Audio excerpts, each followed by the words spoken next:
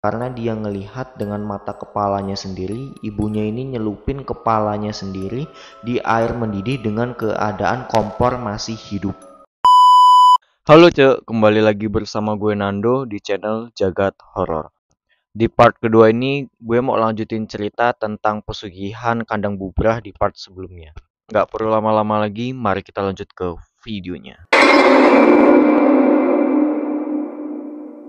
Jadi di suatu malam sebelum 40 hari meninggalnya ibunya Nadia, tiba-tiba kakaknya Nadia ini mengetuk kamarnya Nadia dengan keadaan takut dan gemetar. Sekujur tubuhnya dipenuhi dengan keringat dingin. Tapi malam itu kakaknya Nadia ini tidak mengatakan apapun. Kakaknya hanya mengatakan bahwa kamarnya panas dan dia ingin tidur di kamarnya Nadia. Namun beberapa tahun setelah itu, kakaknya barulah menceritakan apa yang terjadi. Dia bermimpi, dalam mimpi itu dia melihat sesosok seperti ibunya yang sedang dikerangkeng rantai besi.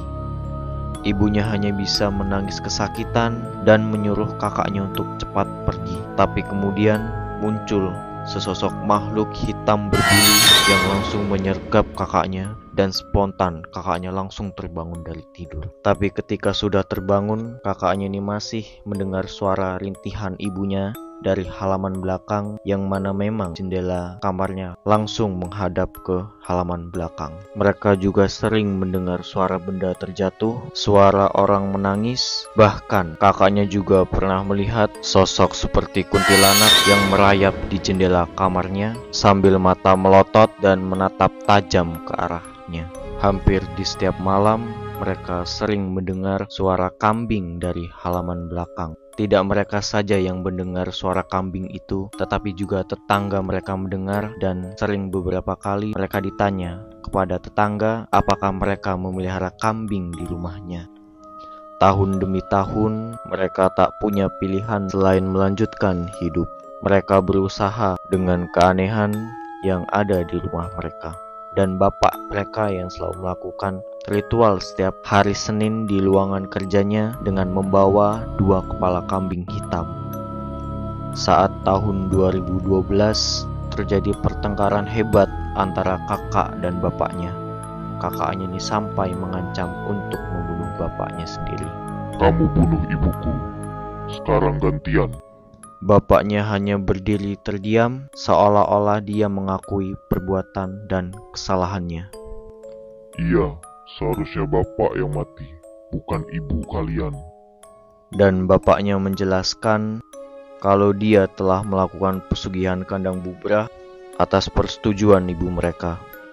Awalnya, perjanjian itu tidak memakan tumbal manusia, hanya ritual dan penyerahan kepala kambing hitam saja.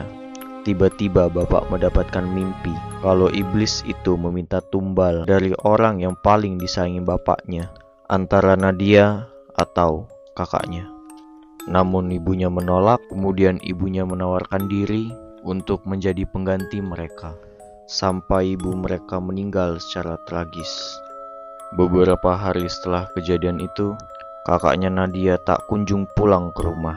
Bapaknya mencari kakaknya Nadia yang menginap di rumah temannya. Setelah pulang, bapaknya mengakui kesalahannya dan dia menjelaskan dia tidak ada pilihan lain selain melanjutkan apa yang sudah dimulai. Pada inti pembicaraan itu, bapaknya secara langsung meminta Nadia dan kakaknya untuk membantu bapaknya melakukan semua ritual yang ada. Dan akhirnya mereka terpaksa melanjutkan itu semua agar tidak ada lagi korban yang jatuh.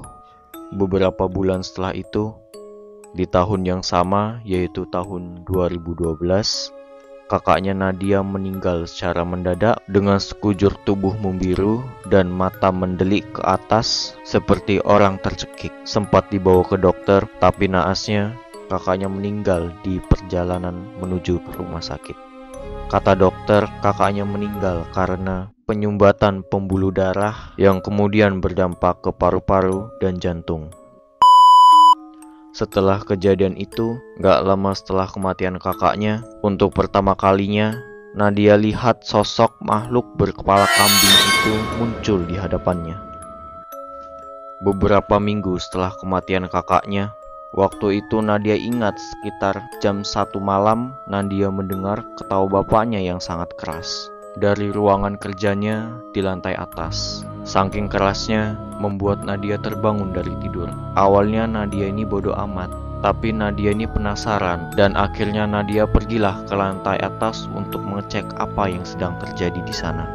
Setelah Nadia sampai di sana, Nadia mulailah membuka pintu itu secara pelan-pelan. Saat sudah tepat di ruangan kerja bapaknya, Nadia ini awalnya takut dan ragu untuk membuka pintu itu. Tapi suara di dalam itu semakin keras dan Nadia juga takut terjadi apa-apa dengan bapaknya di dalam.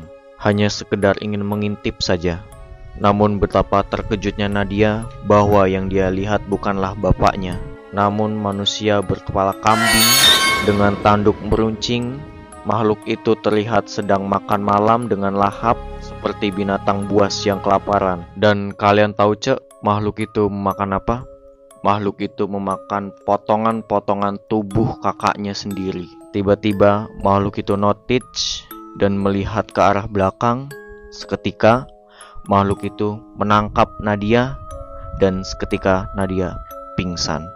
Ketika Nadia sadar, badannya terasa sakit seperti habis dibanting. Di lengan dan di badannya Nadia juga banyak luka seperti cakar. Bapaknya bilang kalau Nadia pingsan di depan ruangan kerja bapaknya. Ketika Nadia ingat apa yang telah dia lihat dan yang terjadi di sana. Tapi bapaknya tidak percaya dan bapaknya menganggap Nadia hanya halusinasi. Singkat cerita, Nadia diajak oleh bapaknya ke suatu daerah di ujung Pulau Jawa. Mereka mengunjungi rumah semi permanen di satu desa yang berdekatan dengan alas mistis yang terkenal dengan kliniknya. Saat di perjalanan menuju rumah itu, Nadia ini mendengar suara seperti, "Mati, sebentar lagi kamu mati, mati." Nadia nggak tahu bisikan itu datang dari mana. Dan sampailah mereka di rumah itu.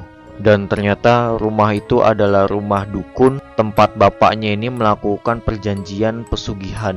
Tujuan ke situ ingin meminta tolong pada dukun itu untuk memutuskan hubungan dengan iblis itu. Tapi dukun itu berkata, "Semua sudah terlambat, dia tidak akan melepaskanmu. Keserakahanmu sendiri yang bikin kamu seperti ini." Setelah itu mereka diusir dari tempat itu. Mulai hari itu bapaknya sudah tidak lagi melakukan ritual seperti biasanya.